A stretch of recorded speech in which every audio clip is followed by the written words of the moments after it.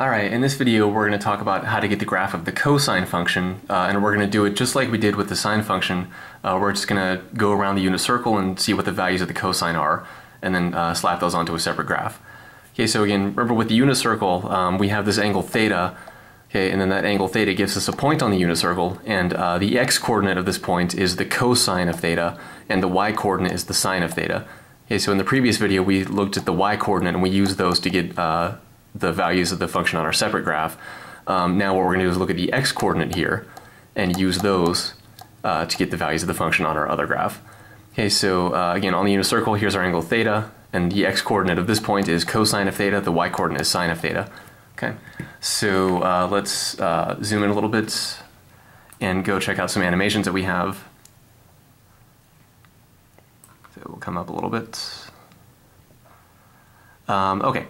So again, I know these labels might be kind of hard to read, but they're not really critical, so don't worry about it if you can't read them. Maybe they're too small or too difficult to read on the screen. But anyway, this just says theta is 0 radians, which is the same as 0 degrees, and x comma y is cosine theta comma sine theta, which is 1 comma 0 at this starting point. Okay, so as we go around the unit circle here, this these values are going to change, the x and y values here.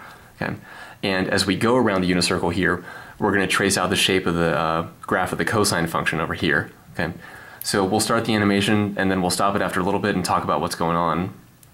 So let's go ahead and do that. Okay, so let's stop it here, maybe slow it down a bit too. Okay, so what's happening here? So here on our unit circle, we have an angle theta. Okay, and when we have an angle theta, remember that gives us a point on the unit circle. The x-coordinate is the cosine of theta, and the y-coordinate is the sine of theta. Now we don't really care about the y-coordinate over here for this video because we're only talking about cosine in this video. Okay, so but just like in the other video, what we want to remember is that theta over here is the same as the x-coordinate over here. Okay, so this is pi over 2, pi, 3 pi over 2, and 2 pi. And this up here says x comma y equals theta comma cosine of theta equals the specific value that we're at. Okay, so and again, it's really important to keep in mind that theta over here, okay, we have a theta over here. Our theta right here is the same as the x-coordinate over here. Okay, so why are we doing that? Well, again, just like in the last video, the reason is because we want to draw the graph of the cosine function, and cosine really is a function of this angle theta. So what we want to do is take the values that theta can be, take all these theta values, and slap them on the x-axis over here. Okay, so when we take all these theta values, put them on the x-axis here, we can plot cosine just like we plot any other function. Okay, like when we plot x squared or x cubed or the square root of x or something like that, you know, we have all these x values over here. Okay, so it's the same exact thing. We want to plot this cosine function, and cosine really is a function of theta over here. So we take these values of theta and just slap them on the x-axis here, and then we just trace out what the y-coordinates are. And the y-coordinate on this graph is the same as the x-coordinate over here, okay, because over here the x-coordinate is the cosine of theta, okay, but over here we're plotting cosine as a function of our x-coordinate, and the x-coordinate here is theta.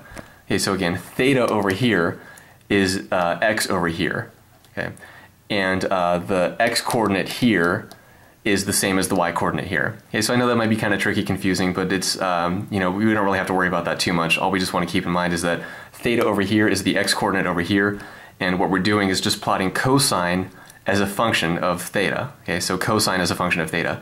Here, we're not really thinking of cosine as a function of theta when we plot it. Okay, we have an angle theta, and we just get this corresponding point on the unit circle. So the x-coordinate of that point is cosine of theta, the y-coordinate is sine of theta. Okay, but what we want to do is just take out the cosine part and just think of that as a function of theta and forget about everything else that's happening.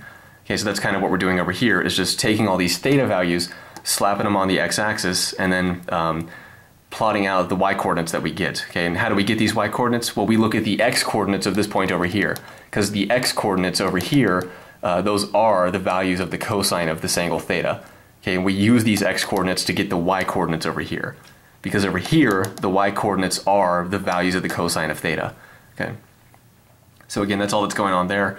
So let's continue the animation traced all the way around the unit circle. Okay, so we see we're tracing out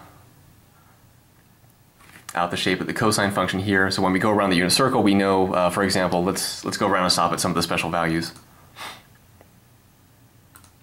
Okay, so we'll stop here. Okay, so here theta is 90 degrees, which is pi over 2 radians, and we know that cosine of pi over 2 is the x-coordinate of this point, which is 0, right? So if we come over here, remember theta is the x-coordinate on this graph. So here's pi over 2. I know it might be kind of hard to read, but that says pi over 2. And that's our x-coordinate, and we see that the y-coordinate is 0. Okay, because remember over here, the y-coordinate is the cosine of theta, because we're plotting the cosine as a function of the x-coordinate theta, okay? So, and over here we see that on this point on the unit circle, cosine is the x-coordinate, sine is the y-coordinate, and the x-coordinate we know is 0. So cosine of pi over 2 is 0, okay? And we can keep going.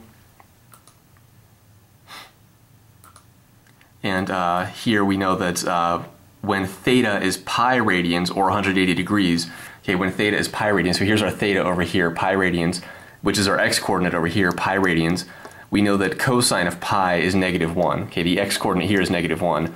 So that means on our graph of cosine as a function, the y-coordinate is going to be -1. Okay, so again, this is x comma y equals theta comma cosine of theta on this graph over here. Okay, but over here it's x comma y equals cosine theta comma sine theta. Okay, so just remember on the unit circle, x is cosine of theta, y is sine of theta. But over here, we're now we're graphing cosine as a function of our angle theta. Okay, so again, we said it a couple times before, but it's worth saying again. We take all of our theta values, okay, all the values of theta over here, we take them and slap them on the x-axis over here. And then we just trace around the unit circle to see what cosine values we get. And these cosine values are the y-coordinates over here. Okay, because the y-coordinates in general, that's our function value. When we're plotting functions, okay, the y-coordinate is the value of the function. And again, over here, we're not really plotting functions on the unit circle chart over here. We're not plotting a function, we're just going around getting different values of theta and plotting the corresponding point. Okay. So if we go a little bit further, so like here, we have a different angle of theta here now. Okay, and this angle of theta corresponds to our x-coordinate over here. And this angle theta gives us a point on the unit circle, and the x-coordinate of that point is the cosine of theta, which corresponds to our y-coordinate over here, because over here we're thinking of cosine as a function. Okay. So over here, cosine is a function of our x-coordinate theta, and remember theta over here is the same thing as x over here. Okay, so we'll keep going with this animation. Okay, so we stop at 2 pi. So once we go around the full circle, so we go one full revolution around the circle here, we're back kind of where we started. So over here we see we're actually back exactly where we started, but now theta is 2 pi radians or 360 degrees. And over here we see we traced out the shape on the graph. Okay, so what's going to happen if we go further though? Well, we know that cosine has period 2 pi, right? So that's a property we talked about a while ago. Cosine has period 2 pi. So what that means is that every 2 pi units, the shape's going to repeat. So we went all the way from 0 to 2 pi. So if we keep going past 2 pi, we're going to get that same shape. Okay, this same goofy looking shape here. So let's see an animation of that. So let's go out to 4 pi. So ignore all that stuff. Again, more labels that I know might be kind of hard to read, but let's just not worry about those. We kind of just want to get the basic shape down. Okay, so we'll slow it down a bit. Okay, so now it's right now it's just doing the exact same thing that it did before in the previous animation. So here we pass through 3 pi over 2, then we're going to hit 2 pi. Okay, and let's, well, I tried to stop it there, but it didn't. But anyway, if we keep going here, we're just going to get that same shape traced out. Okay, so notice here, starting at 2 pi, the same exact shape is being traced out here. Okay. And then we stop at 4 pi. Okay, so from 0 to 2 pi we get this shape, and then if we go 2 pi to 4 pi we get the exact same shape. If we go 4 pi to 6 pi, the same thing will happen. 6 pi to 8 pi, same thing, we'll get that same shape traced out. And again, the reason is that cosine has period 2 pi, which means the values repeat every 2 pi units.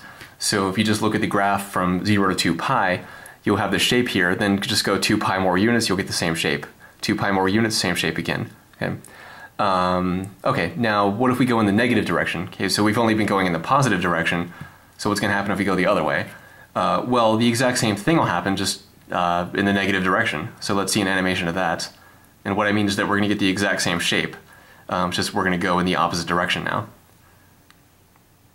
Okay, so let's look here, and again, more values and labels that might be kind of hard to read, but we don't have to worry so much about those.